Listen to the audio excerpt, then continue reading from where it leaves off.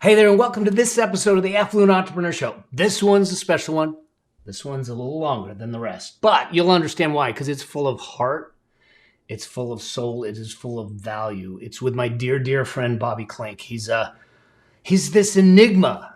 You're going to find out of a Harvard-trained attorney turned entrepreneur that came out of a drugstore chain and does marketing and copy and all kinds of things. But we had some really great conversations about how he made the transition to entrepreneurship after going through Harvard Law, working with what turned out to be a Supreme Court judge. And as his mentor and that type of thing, and what it was like to make that transition, but also how the mistakes he made, the things that he was reckless about in making that transition financially, but also how to protect what you have. What are the couple of things that you need to do to make sure that you're protected when you build your wealth, when you build your money, when you build your business? So I'll see you in the episode. It's a good one. Stay tuned. This is the Affluent Entrepreneur Show for entrepreneurs that want to operate at a high level and achieve financial liberation. I'm your host, Mel Abraham, and I'll be sharing with you what it takes to create success beyond wealth so you can have a richer, more fulfilling lifestyle. In this show, you'll learn how business and money intersect so you can scale your business, scale your money, and scale your life while creating a deeper impact and living with complete freedom. Because that's what it really means to be an affluent entrepreneur.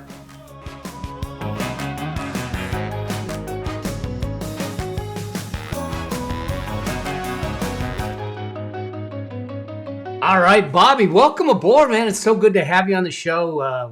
We've been on a journey together for a number of years, and you've always been so gracious, but more importantly, you've been such a friend to me. So I'm honored to have you here.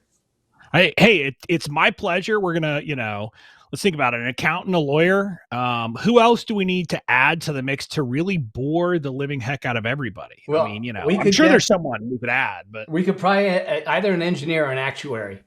There we go. I like it. Why not both? Y'all are good. Y'all are in for a treat. Bobby is, as I said in the introduction, he's an enigma. Let's just put it that way. He's got such a vast amount of experience, but he's got a different perspective. And I wanted to bring this to you because I think in these times, we need to think differently. We need to approach things differently. We need to be open-minded and not have the tunnel vision that maybe we have had in the past or we've thought about in the past. And so for those that don't know kind of your backstory, hey, can you kind of give them an idea of where you came from, other than a lab test? Wow. So that spinning up a lawyer with that broad of a question, I guess you don't want to ask any more questions, Mel, but okay. So, I probably should caveat that we have no idea where this show is going to go with Bobby and I.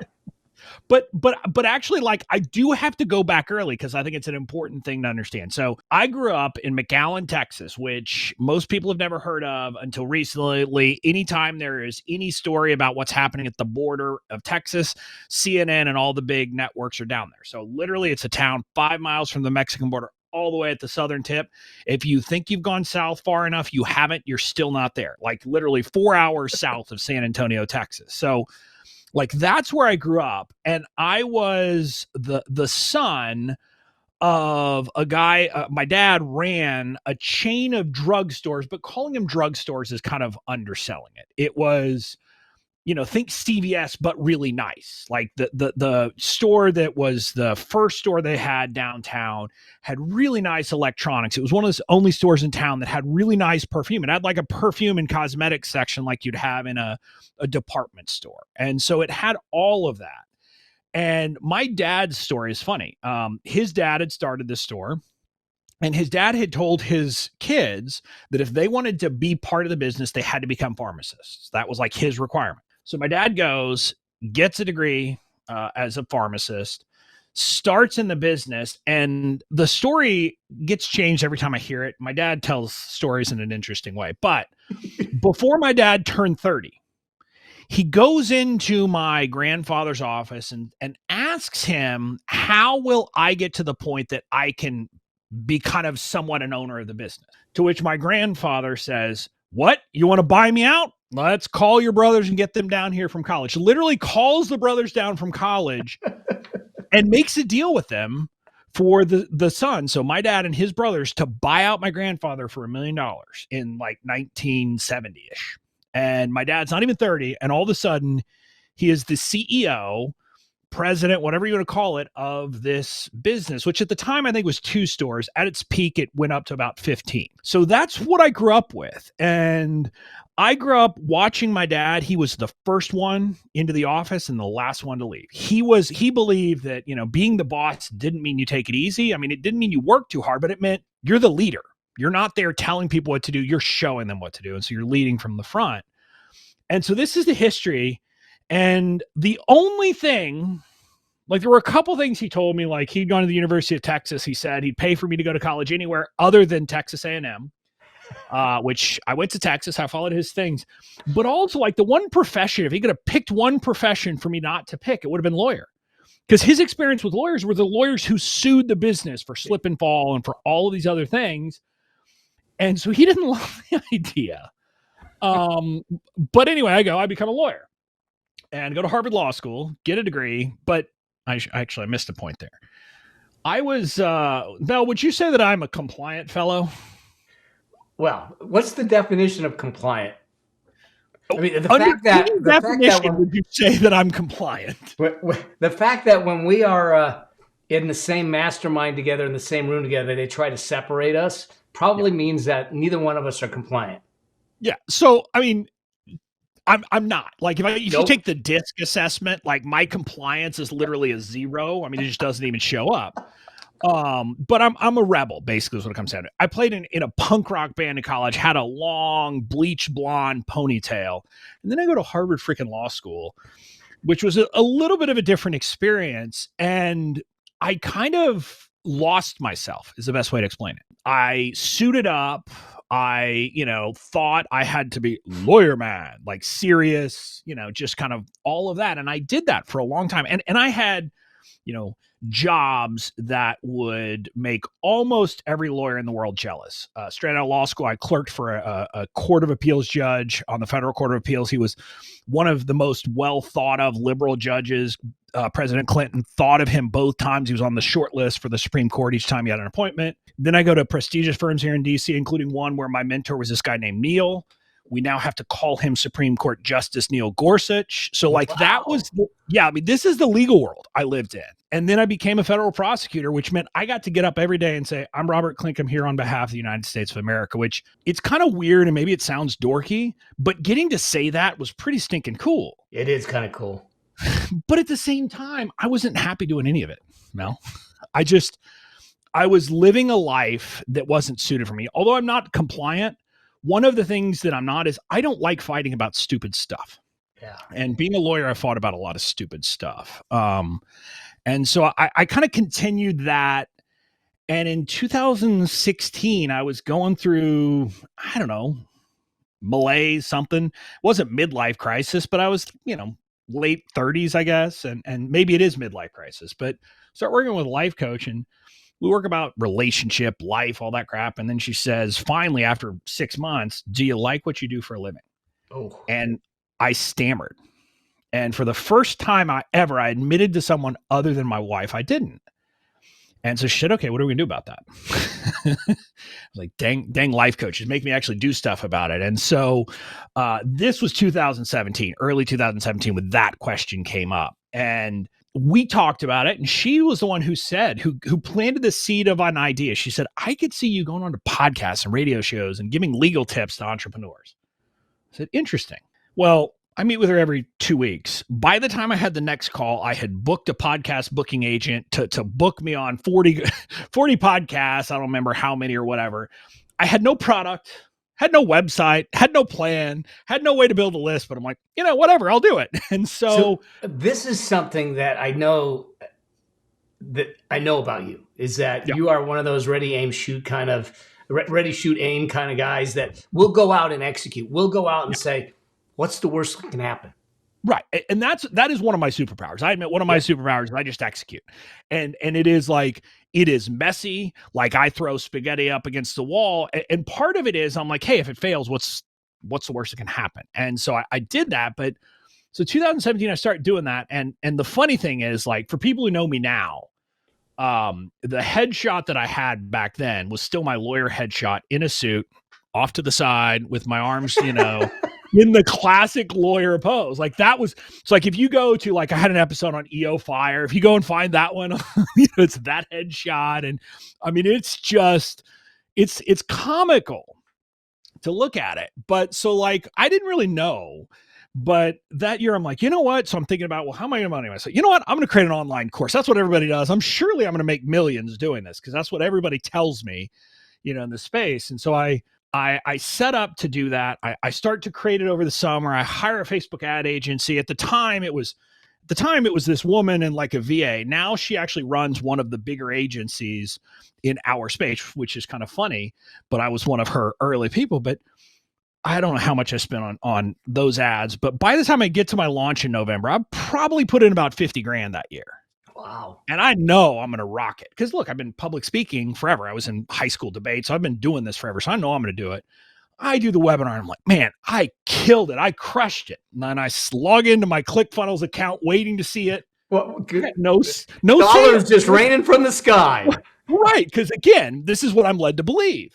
And I mean, I did the perfect webinar script using the Russell Brunson style and all that. And I just knew. And by the end of my launch, when I closed the card, I'd made one sale. It was a $629, $649. I don't remember what the price was, but around their product. So good investment, right? 50 grand, $649. And then that woman asked for a refund on day 29 of a 30-day, no questions asked refund policy. So this was my inauspicious year as an entrepreneur. And I can laugh at it now. But I honestly have to say, I mean, it was pretty scary at the time, because I had kind of decided I didn't want to practice law anymore. So I had quit marketing. I didn't have new cases. I let my associate go in, like, September. So it was like, this was it. I was counting on this to make me money. And whoa. And it was like the end of 2017, I was in the dumps. I mean, I was in despair. My wife didn't know, like, how bad things were, like, that I had kind of, in some sense, not truly mortgaged our future, but kind of mortgaged our future on this idea that hadn't really worked out. And I'll never forget, like, one of the pivotal moments of my journey was December 31st of 2017, going to church. It happened to be a Sunday, and the pastor was talking about giving and the impact of giving on you. Not on other people, but on you. And again, in my fire, ready, aim way, I said, you know what? Giving is going to be my word of the year for 2018.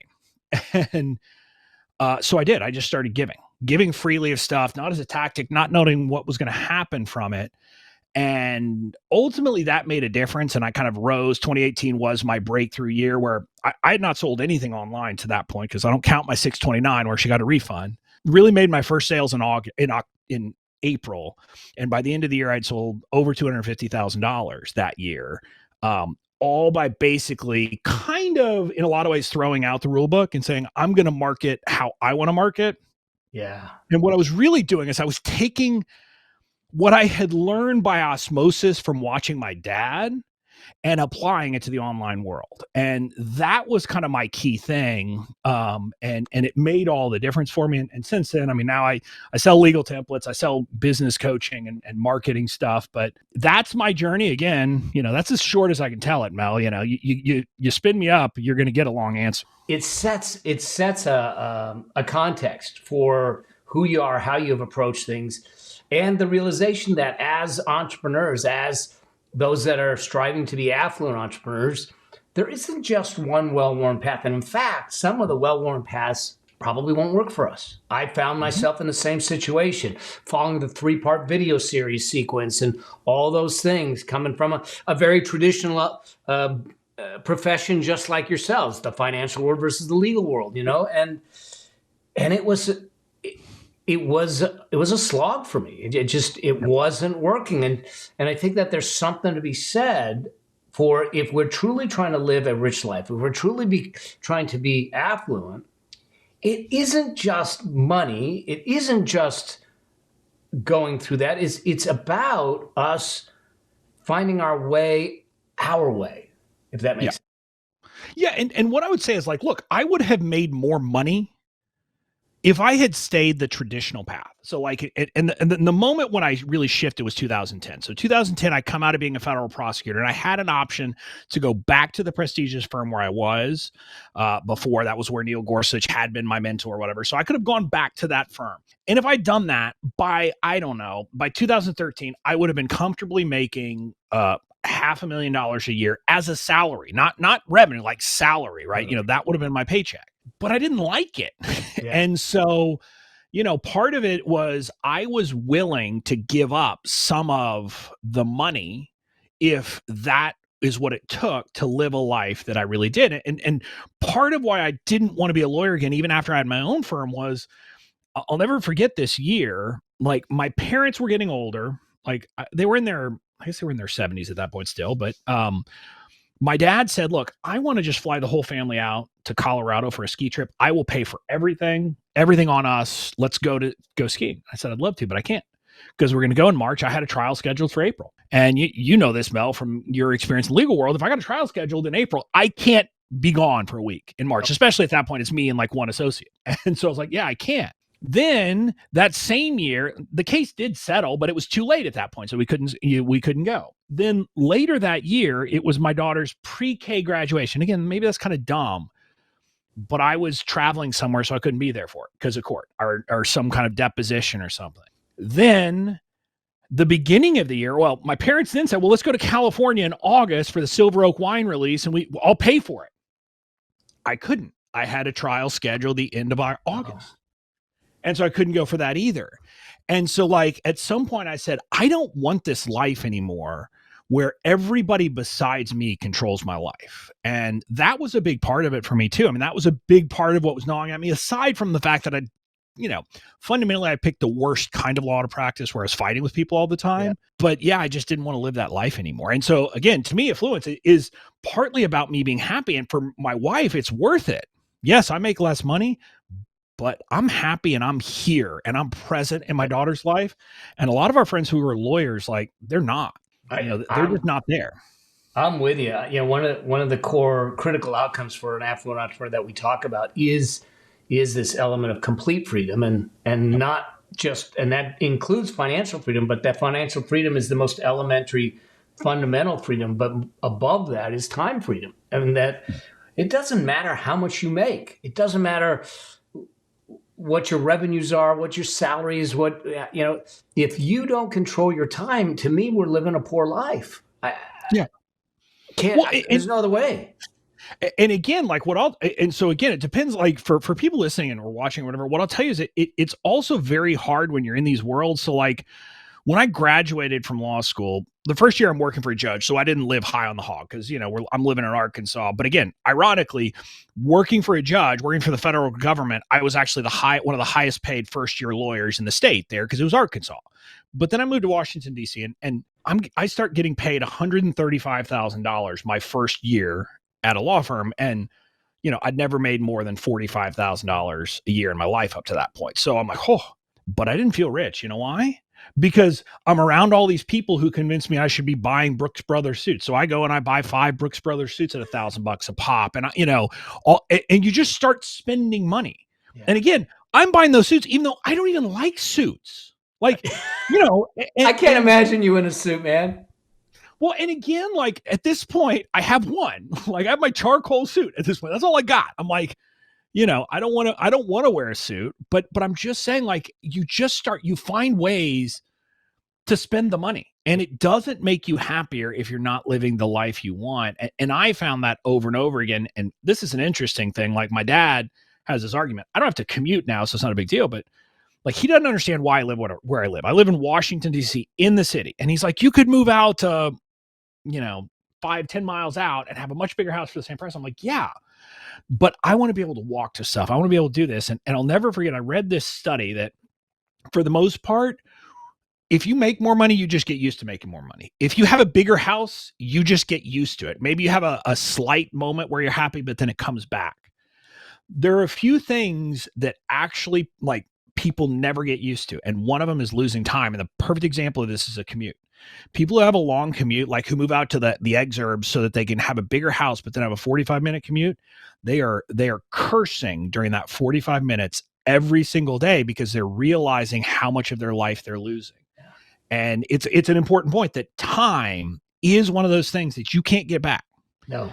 And so I'm not willing to trade it personally. Which is great. And I hope that everyone's hearing this. And it's not about being reckless. And I'd love to kind of go back to the moment where, because first off, Dad didn't want you to be an attorney in the first place. Then you go through this whole thing at Harvard. Yep. You're doing well. And then you turn around. This is a lot like when I quit my job and moved to Japan. You know, I'm at the top consulting firm downtown LA. I'm on partner track. And I go, yeah, not happy. I'm out of here. And I quit, you know, and how was it for you to make that decision? Because we get pushed by, look, I've invested all this time. I've invested all this money. The expectations of society, the expectations of the firm, the expectations of the loved ones, all of those things that are pulling at you to not make the decision that's actually going to drive your happiness and bring the richness back into your life. How was that for you to try and make that choice? Yeah. And I mean, it's tough because, again, a big part of what stopped me was that, and again, effectively it's the sunk cost fallacy, but I'm like, I've put in this time. And again, like at the time I had my own law firm, but I was, and it's hard to explain to people who are not in the legal world because they may not understand it truly, but it was me and one associate. So it was just two people. We didn't even have, like, my wife would come in and do some admin work from time to time, but we didn't have anybody else. But I would be going up against some of the biggest firms in the country, against like people who had been doing the same area of law that we were doing that I'd only like started doing in 2010s, like 6 or 7 years earlier. And I'm going against people who are the head of their firm with 4,000 attorneys, entire practice in this area. And I'm kicking their ass up and down the court. And so I was good at what I did. But at the same time, like didn't like it. And so there was this thing, but I mean, I worried about what the heck is my dad going to say? And it is ironic. He didn't say anything at the time, but I don't know. And like maybe 2019, when luckily at that point I'm, already successful. He says something to me like, well, so was all that money was spent on Harvard? Was that a waste? And I say, no, it wasn't. I mean, again, to me, I don't have regrets. Right. Because I'm happy in my life where I am today. And I recognize that if I had done anything differently at any point in my life, I wouldn't be here in this moment. I agree. And so because of that, I don't have regrets. But I mean, I can honestly say that having gone to Harvard Law School opened doors to me, gave me these opportunities. But look, let's be honest, it also gives me immediate credibility because like in the online marketing space, there are other lawyers, but I can tell you I'm the only one. I don't know, maybe there's another one, but I would say I'm 99.999% certain I am the only Harvard law grad offering legal templates to the online marketing world, And so it's an immediate credibility factor. But listeners, let me be very clear. Me having gone to Harvard Law School has zero to do with my preparation to do that work. But it simply says to people, okay, this guy probably knows what he's doing. Right. Probably knows what he's talking about. He's probably a smart guy. And so it does that for me. But no, that was a big part of the fear. But actually, I didn't even talk about this. I mean, clearly there was something going on in my life before that I wasn't all that happy because back in, I don't know, probably it was about 2012 or 13. I don't remember exactly when. I started homebrewing. And I got very serious and people loved the beer I brewed. And like, it was my recipes. I did all those things. At the time, it was my creative release. It was my release from being a lawyer. And I was working at a different firm at the time. But I mean, I was this close to starting a beer company. Wow. And that kind of was a sign that maybe I needed something else, that maybe there was an entrepreneurial itch there. Maybe there was something else going on. And it's funny, like nowadays I look back, I mean, the marketing perspective, I had some things that I clearly got. Like one of the things I got that a lot of craft breweries don't get was like, hey, the design of every one of our cans is going to be the same, different colors, different, but that way everybody knows it's ours. Yeah. But the name I came up with was this German word that no one would be able to pronounce, which I'm just saying, like, you want people to be able to pronounce your product if you want them to order it at a bar. Yeah. Otherwise, they probably won't order it because they'll be ashamed they're going to say it wrong. But like I said, I had started exploring business at that point and really thinking about marketing. And I'd been doing digital marketing for my law firm. I mean, heck, I'm an Amazon bestseller with the most boring book ever that no one should ever read. I think I've made it so you can't buy it anymore. But I played the games, right? I played the game of being a bestseller and doing all that stuff. So I got it, and I'd been dabbling. The biggest fear I had was what you said. It was what were people going to say? Yeah. Now, at the time, you were married. You were a dad then too. Yep. So you you have a family. Yep.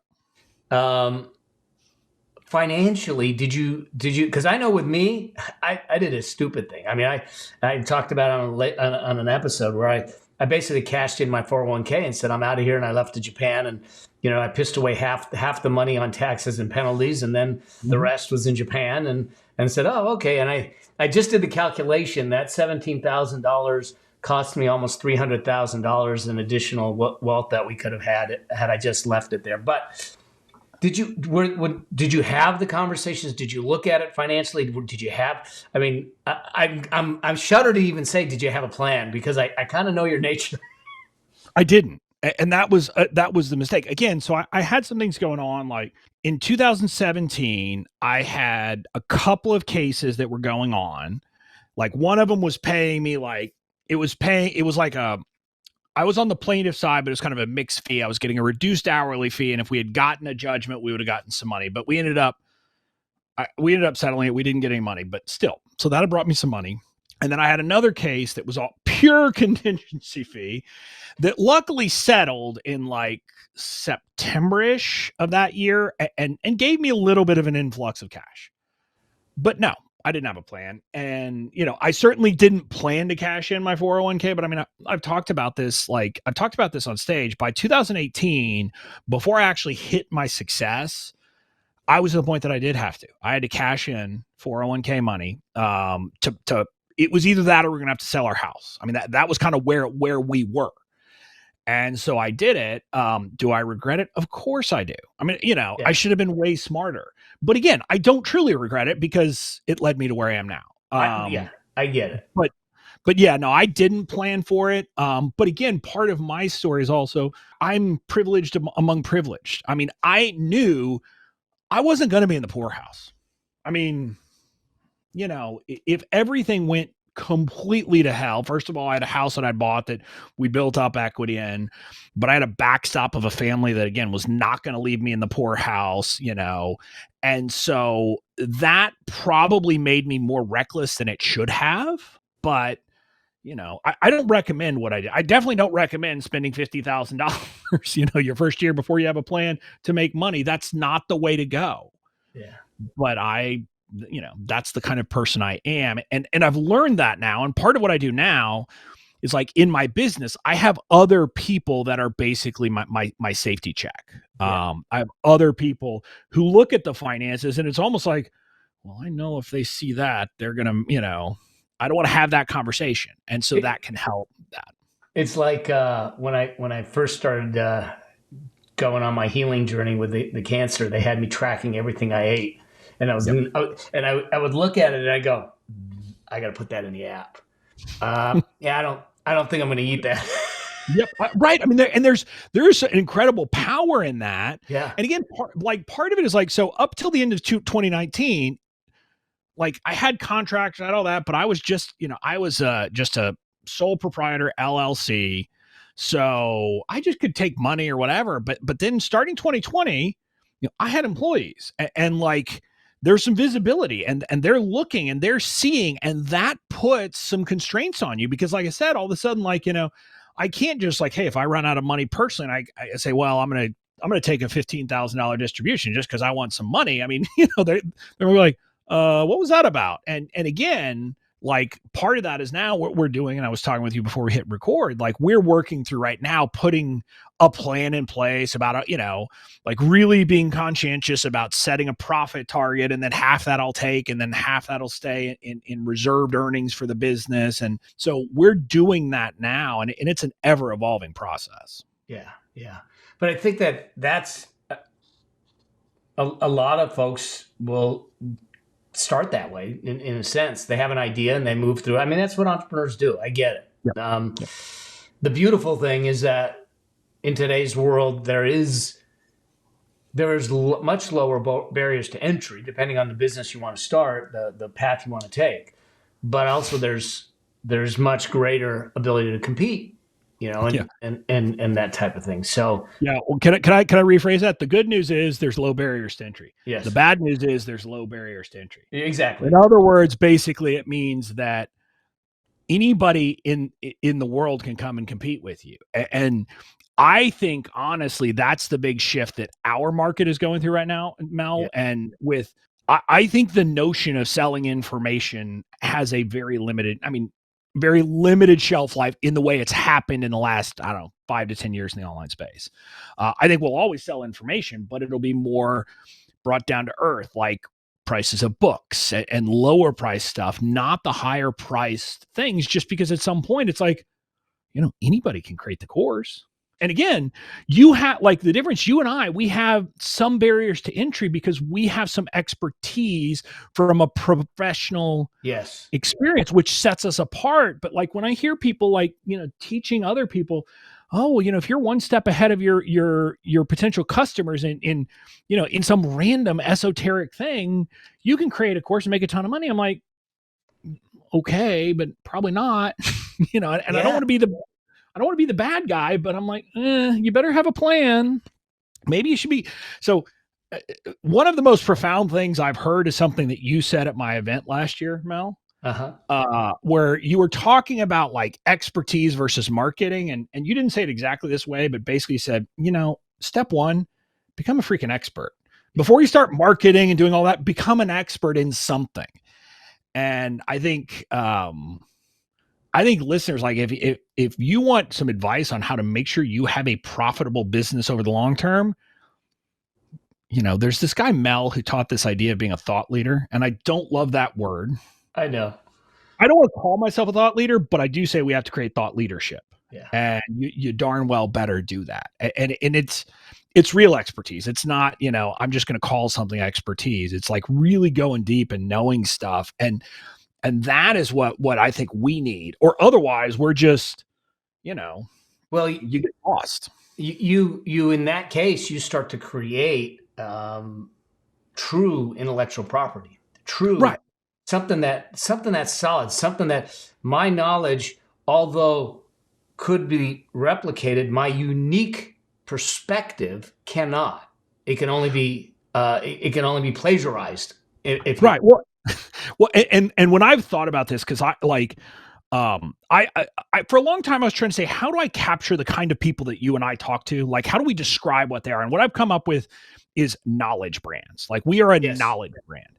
And what I've come up with is there's really it's not a new concept, but the way I look at it, there are three really silos of it. You have the people who are true information sellers, and that's it. That's been around forever, but the economics of it have been books. I mean, it's relatively inexpensive. Okay. Yeah. Then you have, and I don't know what to call them, but call them journeymen. There is a skill set there, but it's commoditized, and the things, push it down, a lot of the trades. But people in our space, like VAs, like people who are the doers, there is some skill involved. There's some knowledge, but guess what? You got a ton of competition. And then you have the true experts. And you have the people who have an expertise in something that other people can't really replicate, who help people get results. And we've had consultants, we've had lawyers, we've had all of those types of experts forever. We need to adapt that in the online world. And I'm just going to tell you, either you got to be a knowledge, like selling information and get to scale, like with books where you sell tens of thousands, or you need to be an expert. Being in that middle category isn't where you want to be, because you're constantly on a treadmill of having to try, to market and deal with some other competitor coming in who's just going to undercut you. And what is your value proposition then? Well, and I think, so one of the things that I say, experts know stuff. Yeah. Okay. There's a lot of experts out there, and there's a lot of pseudo experts out there, but Yep. thought leaders, and I know you don't like this term, but it's one of the ways I differentiate, are known for the stuff they know, and the stuff they know makes a difference. And so that's what you're saying, is that we need to step up the game. If we truly want to build wealth, if we truly want to build affluence, and we truly want to do it with our knowledge, our experience, our journey, if you will, then we need to take it deeper. We need to do the work. We need to run the miles that no one else is running, and then give it back to the world in a way that's digestible, usable, and valuable. Right. Exactly. And again, like what I say is, and again, we all hear this in our space, like we have to give a transformation. We don't sell information, we sell a transformation. But I take it a bit deeper and say, we need to stop thinking we sell information, say we sell implementation. Like whatever we sell to people, if again, there is that information, literally just selling information that's going to be cheap. And the reason why I say that's going to be cheap, let's be clear, at some point, someone like Google or Facebook or some huge company is going to come in there and replace you. And I use this example, like we have some friends, Mel, you and I have friends who teach people how to build an online course, for example. At some point, it seems to me that Kajabi is going to figure out, you know what? It would make sense for us to create an amazing course on how to create an online course and give it to people for free. Right. And when that happens, all of a sudden, what happens to people who are trying to sell a course about doing it? Well, you can do it, but only if the pitch is, it's not the information. It's truly the implementation work, the access to me and my expertise and coaches or whatever. That's what's going to change things. And that's where I look at the shift that I think is coming, that we have to be willing to do. And like I said, when I've looked at part of my problem, I don't know if it's a problem, but part of my insight, if you will, Mel, is I look outside of our space all the time, and I look at history, and I look at econ, I look at, economic theory and all that. And I think about it. And what I see is before the internets, when you had a book or an information or something like that, what was the purpose of it if it was nonfiction? What was it? What was it, Mel? It was to learn. And then it was, well, no, I'm saying if you wrote it, what was your goal? Yeah. It was positioning. It was right. authority. It wasn't to make money. You weren't trying to make money by selling information. No. Your idea was that will establish my expertise and position me as the person. And then I have something else, some other offer that is a more high touch, working with me or something like that I actually make my money off of. It's exactly how I built my practice. Exactly. And I'm saying that I think the people who are just in the online space need to understand the same thing, that your course, your selling of information, largely, if you're doing that, you need to say, that's about establishing me as the person. And you and I both understand positioning. A lot of people get that wrong. Like they think positioning means having a cute name. I'm like, no.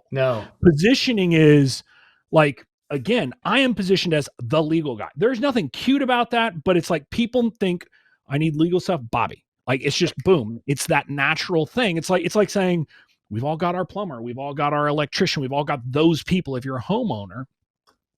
And that's what you need to be doing with the information you're putting out there. And then figure out, how do I monetize and create a scalable thing, ideally? I mean, again, if you want to do just one-on-one, great. But how do I create something that's scalable, that gets people results, that's higher touch? I think that's the future. And again, like you, Mel, I might be looking a little longer horizon than you. I'm old in the space, but I'm not Mel old. We'll put it that way. Wow, Mel old. I'm just looking at the date. I'm like 12 days away from my birthday. Yeah. So yeah, but I mean, like I think you and I, we're thinking decades. We're not thinking months, years, and that's the time frame that I tell people in business, but wealth especially. But I mean, if you're thinking your business, I think you ought to be thinking, am I building a business that's going to make sense 10 years from now? Yeah. I got to tell, I mean, this is part confession. I know I came into the online space coming from the hey, swap hours for dollars game, Yep. and started to think, I know what I'm going to do. I'm going to create this course. I'm going to put a website up, and they're all going to flock to it. And I'm going to be on the beach, just like those covers on the books are. And I'm going to just be this laptop entrepreneur traveling the world. You're gonna have like that 4-hour work week thing, right? That was the plan. I think you think about 4 hours, and then the rest of the hours you're working. But it never happened. No. And the funny thing is, I'm glad it didn't, because the fulfillment came through the journey. The fulfillment came through the process, the growth, the getting your hands dirty, implementing, and seeing the lights go on, and seeing people all of a sudden, start reaching their dreams, start getting their financial freedom, start getting their business off the ground. All those things become so important. And but yeah, I had one of those moments where I thought, I just got to create a course, but I'm free. So, I mean, here's the thing: the whole like trading hours for dollars, like I chafe at that. Okay. And I chafe at it because the problem isn't that you're trading hours for dollars. The problem is that you're not getting paid enough per hour, and you're working with the wrong people. Because here's what I hear, like when people say, I don't want to trade hours for hours. Okay, what if they would pay you $100,000 an hour and it was someone you loved working with? Oh, well, of course I would. Okay. So it's not the model, it's who your clients are that is the problem. And so like, that's the thing, like that I always want to push people. Like when I push the people who are in my coaching program, I say, look, the quickest way to get like to some level of success is to start with one-on-one. Do one-on-one practice and then figure out a way to scale it. Because the promise of, you're going to build a course, you're going to build a membership, and you're going to make, big bucks from it. Good luck. I mean, again, some people do it. Yeah. But I know a lot more people who've gone broke trying than who've really gotten success with it. And I always joke that passive income is one of, if you want passive income, don't build a business, invest. Exactly. But I think that goes back to this whole thing of doing enough to become the expert, doing enough to be real, doing enough to have the depth that other people can't speak to. Right. Well, and what I'll say is like, so like now I have income that people would look at and think of as passive, right? Because and I haven't looked in the last, say, 3 months, but last December when I looked, and so it's been this year, but last December when I looked at my legal template sales, okay, 65% of the sales of my $1,000 all access pass, they were not on my list. They didn't come from a funnel. They landed on my website and bought, which that looks like passive income, right? Yeah. But it's not. I mean, I am reaping the benefits of the work that I had sown from 2018 on, of establishing myself, of building that presence, of becoming known as the expert. And so then what happens is people have interacted with me or asked in a group, where do I do it? And they say, go to Bobby Klinck. And so like we could see it in my Google Analytics, my search console, that the most common thing after just Bobby Klinck of traffic to my site is Bobby Klinck legal templates. So people know that, and positioning, I'm positioned as that solution for people. And so now I've done it, but it's not passive. No, it's just, it took 3 years to, for it to happen. The metaphor I use is how bamboo grows. It just sticks under the ground for 2 to 3 years. You don't see it. Nothing happens. And then literally once it pokes through the ground, it's the reason they call it a bamboo shoot, 60, 90 days, it becomes fully grown. And so too often we have this, especially, and it can be in business and it's also in money and wealth, is that we have the short-term view. We hear about these internet millionaires, billionaires, and all these people, and we think that we should be able to do it overnight. Wealth, financial independence, business is a consistent application of principles and prescriptions over time. Yep. And that's it. And there's no shortcut. And look, I tried a shortcut and it turned into a Ponzi scheme. There is no shortcut. Well, no. Look, Mel, that's not a fair statement. There are shortcuts. There are arbitrage opportunities. But guess what? they close quickly. And if you miss them, you end up losing money. So they're high risk. And again, Yes, like they I have are.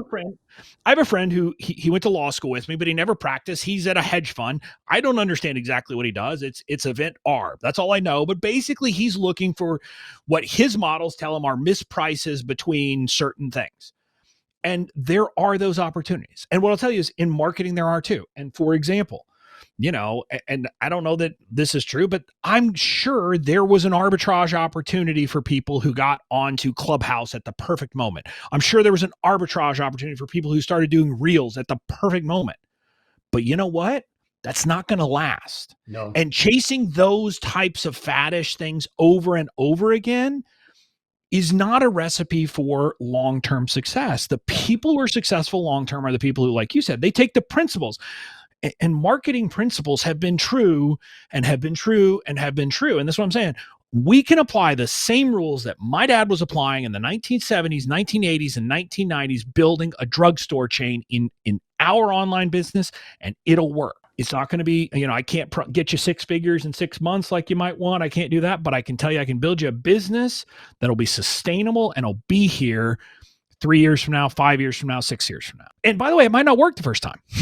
You might try some things that don't work. But which both of us have. So right. So interesting, and I know that we're getting close to time, but I want to touch on one or two things and make sure that people know where to find you and what you're working on, because there's so many different facets of Bobby Klinck and everything. So we build this business. I know that you built yours. If there were 2 or 3 things for people that are out there looking to build their online business or build their business that you think are being missed, that you want people to know, what would they be? So I'm going to leave the legal stuff because maybe you'll ask me that in a second to the side for now. Because that is what it is. But what I would say is fundamentally business, like if you want to learn how to build business, I think a big thing that's missed is people stop following their gut. And what I mean by that is, like, I've heard this over and over again that they're like, well, people tell me, well, I thought I had to do this because it's what everybody said, but it didn't feel right to me. And I've said, well, that's not always the case. It might be that you're just not comfortable because of something, but it could be that that's a sign. And what I mean is, like, I always ask a question in the online space. When I hear like a tech tactic being used online, I say, does Apple do that? And if not, why? And I use Apple as just a whatever example. If you don't like Apple, I don't care. But my point is this something that people outside of the online marketing world are doing? And if not, why? And if I can't come up with a good reason, a principled reason, I'm like, okay, I'm not going to do it. Because again, again, this is going to sound harsh, but a lot of what we're being taught in the online marketing world is to be the most obnoxious infomercial pitchmen there are.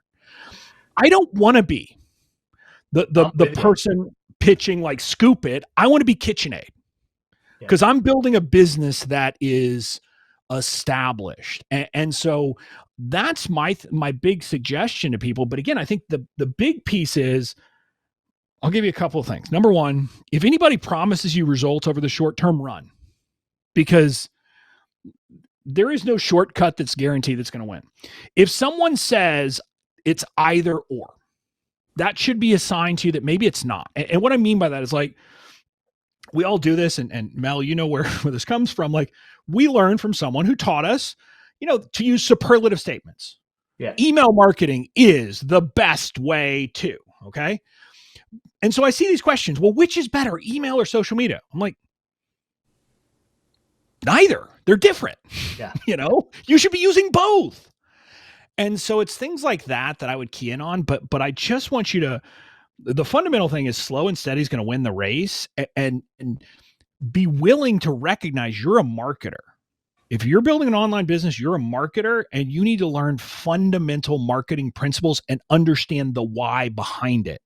Not just what someone's telling you to do, but why are we doing the mechanics, that? but the underneath it. Yep. Right. And like I teach people this with like launches. Like once you understand why you're doing things in a launch, you get that you can launch however you want.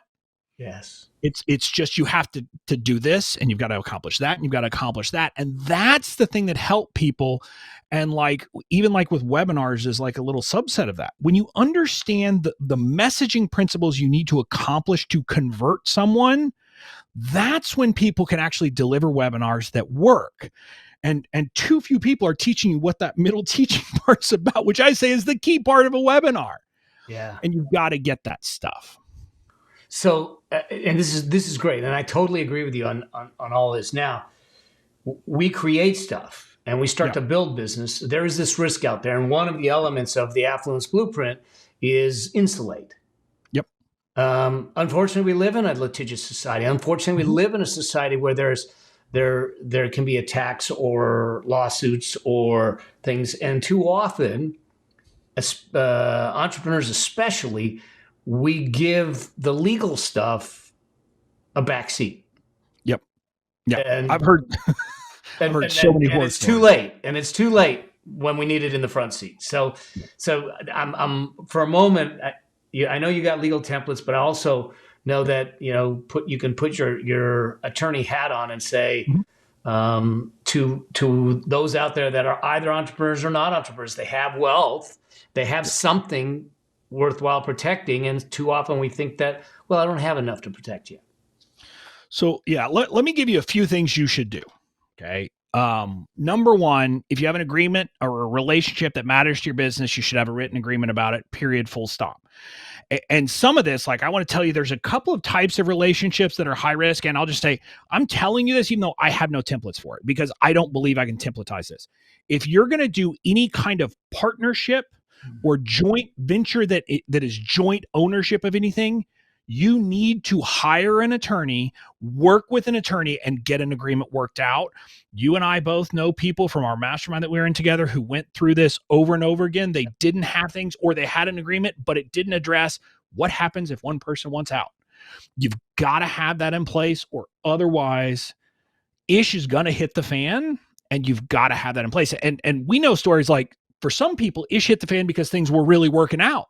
Yeah. And then sometimes it's because things aren't working out. So that you've got to do. And like I said, that I don't practice law. I can't help you with that, but you've got to get a lawyer on that. If you're doing any kind of joint ownership, there is no exceptions there in my book. I tell people there's an agreement whether you like it or not, and it can be by choice, or it can by legality. Yeah, because right. I mean, you're gonna submit yourself to whatever state provisions are there, or federal provisions, depending what applies, and you're at the mercy of that, or you can define it on your own. Right. I mean, look, if you do nothing, if you don't do anything, don't set up an LLC with any of that. But if you don't do nothing but have a partnership with people, guess what? You have what's called a partnership. I think it's a de facto partnership, basically a partnership in fact. And here's the thing you need to understand about that. Anything that other person does, you're liable for. If they sign a contract without talking to you, you and your personal assets are 100% liable for that. And again, that's what I'm saying. People just don't think about that.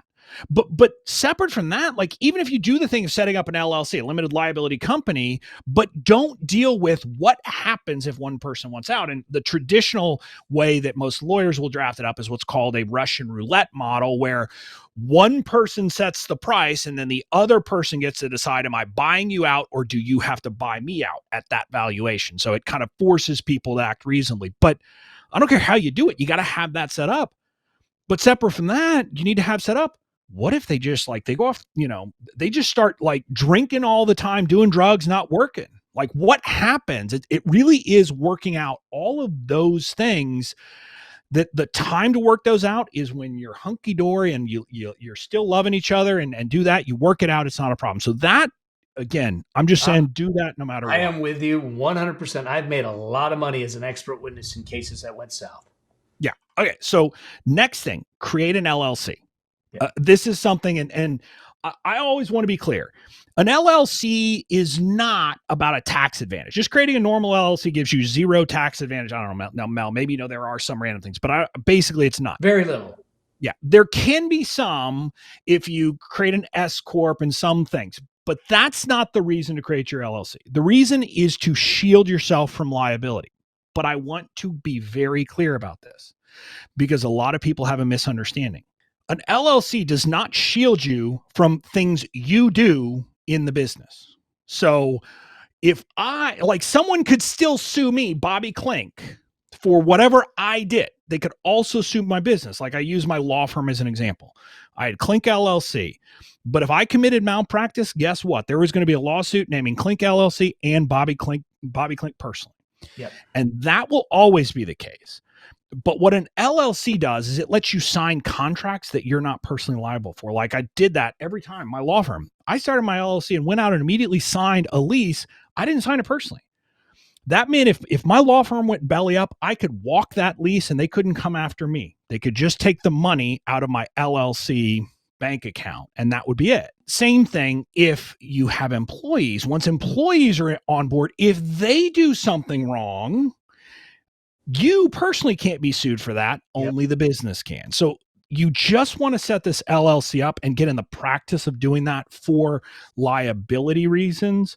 And again, Mel and I both I had to do it. I had two different LLCs because I had my law firm under one and then my online business because I wanted to be absolutely clear that in my online business, I was not providing any legal advice. I just wanted to separate the two. But that's kind of the next big piece that everybody should do because otherwise, you're going to get yourself into hot water or you could. The last thing I'll mention is in every agreement you have, you're going to have a dispute resolution clause. Now, sometimes I've seen this, back to my almost starting a beer company. One of the people I worked with, they had their standard contract that said, we'll sit down over a beer and talk about it. That's not what I'm talking about. That's dumb. I don't know that it's even enforceable, but forget that. But you're going to have a dispute resolution agreement, the purpose of which is really to avoid disputes at all. Yeah. Among other things, they're going to have to come to you. If you get to write the contract, wherever you're located, that's where the disputes are going to be resolved. But also, and again, this is not legal advice, so don't take it as such, but you can choose between arbitration and court. If it's a one-on-one relationship, either one is fine. But if you're doing something at scale, an arbitration clause has a ton of value, and here's why. Maybe you've heard of class actions. A class action is where I could, for example, sue a company and say, I'm representing all of your customers. And if we win, you got to pay all of us. In an arbitration clause, you can have people waive the right to class arbitration, which means the only way that anyone would ever bring anything against you is if their claim by itself would be worth the cost of bringing that claim. Yeah. So that's the reason why for scaled programs, if you hope, if you get to the point of selling thousands, tens of thousands of things, having an arbitration clause with that waiver of class arbitration can be very powerful. Now, that could always change, but as of right now, that is the law of the land here in the United States. And it is, again, hopefully it never comes to it. Right. But why not put that in there to protect yourself? So this brings up a question. When someone orders, say online, and I know this is tactical, can we have that arbitration clause in the terms? It's in your terms and conditions. Yeah, it's in your terms and conditions. And again, look, I haven't looked closely at these things, but yeah, I mean, the famous case was the famous case that this came up was, I think it was Concepcion, but it was against one of the cell phone companies. Yeah. And again, you think about it, I mean, it's big old, it's a click wrap. Someone clicks to accept those terms. Yep. And the court said that is enforceable. The reason why is here in the US, we have the Federal Arbitration Act, which basically says an agreement to arbitrate is to be honored and is to be given credence. And so that's why those clauses, they withstand in an arbitration. But in a court, they generally don't. There's things you can say they're unconscionable, et cetera, but in an arbitration clause, you can generally have that in there. Again, that's the law at present. So I could talk to you for days, but I know that you want to do it. We could just turn this into a marathon. We can, like a telethon. We just yeah. So here's the thing. You do a lot of things, and I want to make sure that folks know the kind of resource valuable resource and fun resource you are. So you've got your podcast, and we're going to hook all of this stuff up in the show notes. But you've got your podcast, Badass Certified. It's the Certified Badass Online Marketing Podcast. Yep.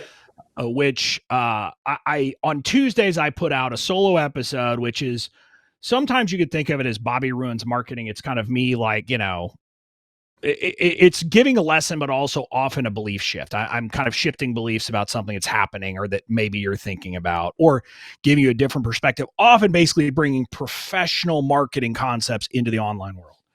And then we're introducing a new Friday episode, which Mel has graciously accepted to come on, that like it's bringing people to talk expertise, but also to share their struggle. And I think that's important, because I think one of the biggest problems in our space is the like everybody's curated success is all we see. And so people think that it's easy, and then they feel like crap when it doesn't work for them. So the first part of each of those episodes is going to be talking about the struggles in a real way, and then their expertise. So that's my podcast. That's my thing. We're actually going to launch a private podcast for people who want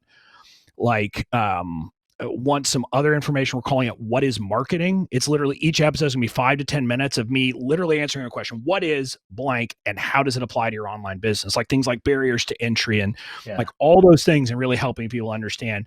That's not published yet, but it will be. It'll be a freebie we have that you can sign up for at some point soon. Awesome. Now you also, keeping your legal hat on, have legal templates, which I have posted out about and sent out about, because too often we don't know where to start with a blank page, and we don't even know who to trust. Yep. And so this is a library basically that you have access to. Yeah. So, I mean, we sell templates individually, but candidly, you should just buy the whole thing if you're coming in. And I'm not saying that just because it makes me more money, but because it gives you peace of mind. We have what I call the Online Genius template library, where it's $1,000 is the standard price for it. You get access to every template I have now, and every template I introduce in the future gets added. You don't have to pay anything more. You're in it forever. And so you have that peace of mind. Like right now, I think we're at 24, maybe 25. This month of August, we were introducing a new one each Tuesday. But we do that from time to time. Plus we did something cool. Talking about barriers to entry.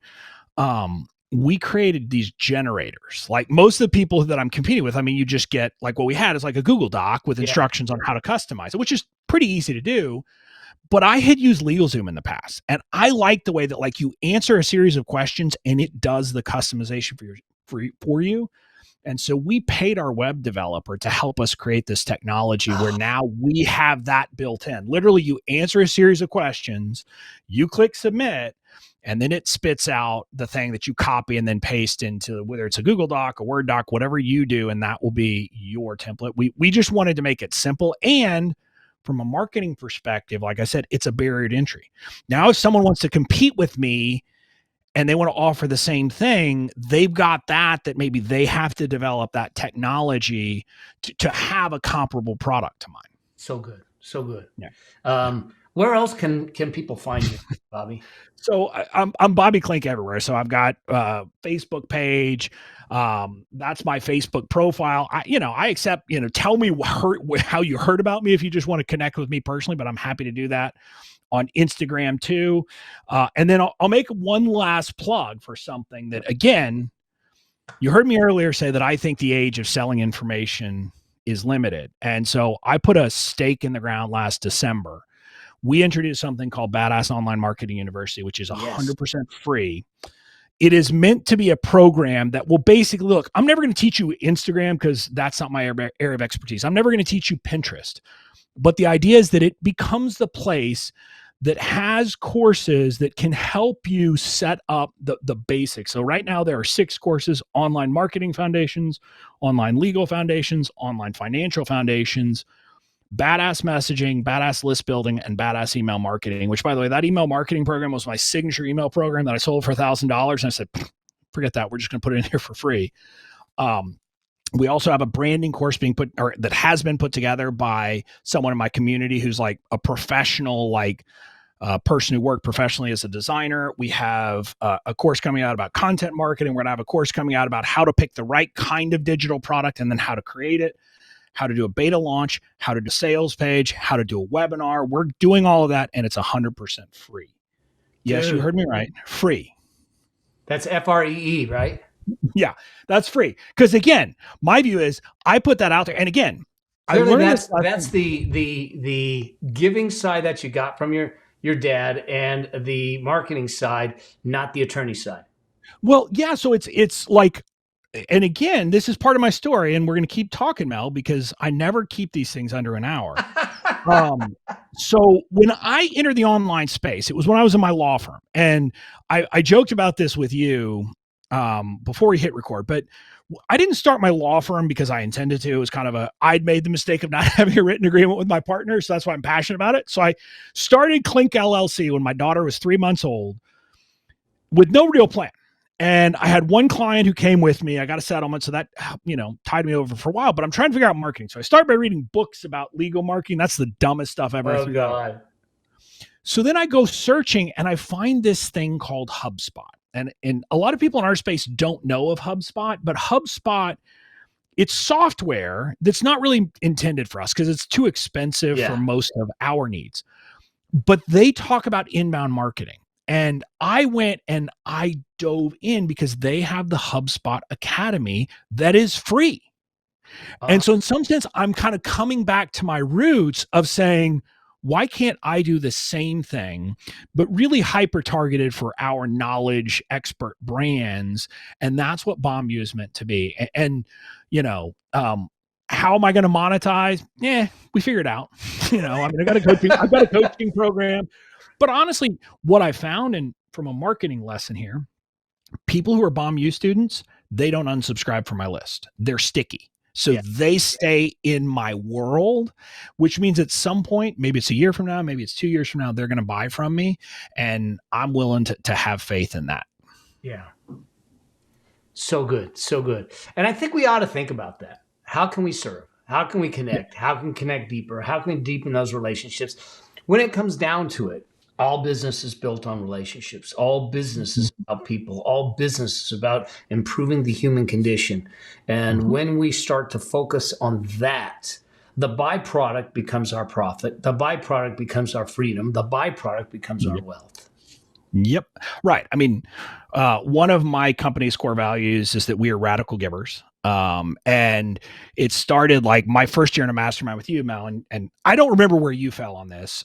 This actually, I think I guess it was before your diagnosis, but I had this crazy idea that instead of giving a website guide, which told people about the things they needed to protect themselves, that I would just give my privacy policy away for free. And I remember introducing this at the mastermind and people saying, you're dumb, you're crazy, you can't do that. And there were a couple of people who said, I think it's a great idea. And so again, ignoring most of the people, I said, I'm going to do it. Since then, we've given away right around 20,000 of those. And by comparison, my competing lawyers tend to charge $300 a pop for those. So when you do the math there, that works out, I think, to $6 million that I've just given away. Yeah. But I look at it not as giving away money, but looking at it as I've helped almost 20,000 entrepreneurs get their website legal. It's pretty cool in my book. And so I keep doing that. And what I found is the more I serve, the more I focus on service and giving and putting my audience first, and the less I think about making money, the more money I make. I agree. I mean, I think this goes back to playing the long-term game. Yeah. So. Yeah. And by the way, one other thing, since I talked about my dad, he got me a copy of this. He had this rock on his desk when I was growing up. It's by Stu Leonard, which is like, it's a grocery chain in the New York area. I know when Stephanie lived in Connecticut, it's like part amusement park plus part, grocery store. Yeah. And so I didn't realize that it was that, whatever. I just thought it was a saying, but it says our policy. Rule number 1, the customer is always right. Rule number 2, if the customer is ever wrong, reread rule number 1. And literally that gives you some sense of like the things that my dad was teaching me growing up, again, like by osmosis. Yeah. And Now, let me be clear. Mel, I'm sure you know this. There are many times where our customers are wrong. Yeah. But I view it as the customer is always right. And I'm there to serve them and to find ways. And I think if you bring that attitude, it works out. And like, I don't know about you, Mel, I don't worry about people stealing my content. I don't want them to do it, but it's going to happen. Yeah. I don't worry about people getting into my program, binging it, and then getting a refund. They're going to do it. Yeah. It's going to happen. I worry about serving the 4 or 5% of my audience who are all in, and I serve the heck out of them, and things work out. I'm with you 100%. I think that's it. If we keep chasing the little things that in the long term really don't matter. Yep. Like you said, you were fighting over stuff that didn't matter in the legal profession. I think it's the same thing. If we think long term, if we think bigger picture, there will be those, but they're not the majority. And we come from a place of generosity, a place of service, and we'll see that pays in spades in the long run. Yeah, and the problem with worrying about those people, the small minority, is you don't put your stuff out there. Like I hear so many people who don't put stuff out because they're worried someone's going to steal it. I'm like, well, what good's it doing if you never put it out? My argument with them when I hear that, I said, here's your solution. Be so damn prolific with what you got that it is absolutely, unequivocally yours, and then don't care. Look, I want people to steal from me because, like, to me, that's a sign I've arrived. Yeah. Right? It's a sign that people are like, whoa, what he's doing is so good. We should do it too. And so you're right. But again, I don't think about it. I mean, if you're prolific, if you do that, like you said, I don't worry for 1 second that someone could be me because no, I mean, there is nobody who has my particular mix of snark and whatever it is, and so I don't. If your team ever thought there was another Bobby out there, they would freak. Well, if you're correct, I mean, the world couldn't possibly take more than one. That we know. One may be too much. There you go. So, all right, my friend, thank you so much for taking the time. I know this is going to be the longest episode of the Affluent Entrepreneur Show, but it's full of gold. It's full of heart. It's full of everything. And I appreciate you, my friend.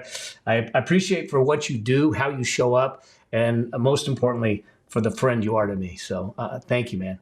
It's been my pleasure, man. I love you. And getting to know you has been one of the true joys of my journey as an entrepreneur. So right back at you. Thanks, bud. Thank you for being a part of the Affluent Entrepreneur Show with me, your host, Mel Abraham. If you want to achieve financial liberation to create an affluent lifestyle, join the Affluent Entrepreneur Facebook group at melabraham.com/group. And I'll see you there. Cheers. Bye.